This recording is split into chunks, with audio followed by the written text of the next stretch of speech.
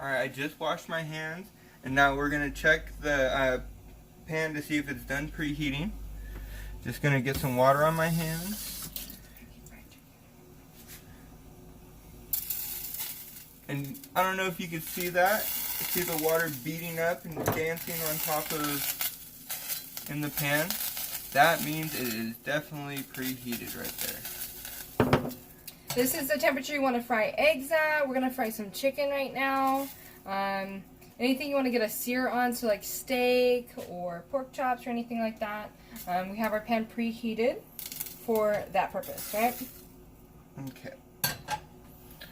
So now I'm just going to get my chicken thighs here.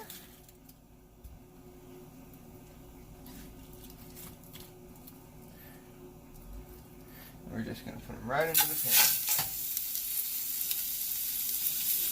You hear it sizzling and searing up already.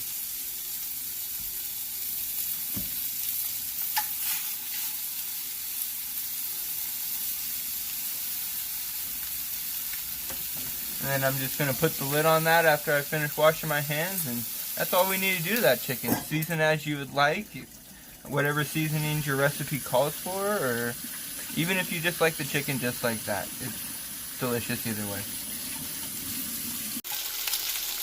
We're just going to flip our chicken on over. Looks great. And then we're just going to get our chicken.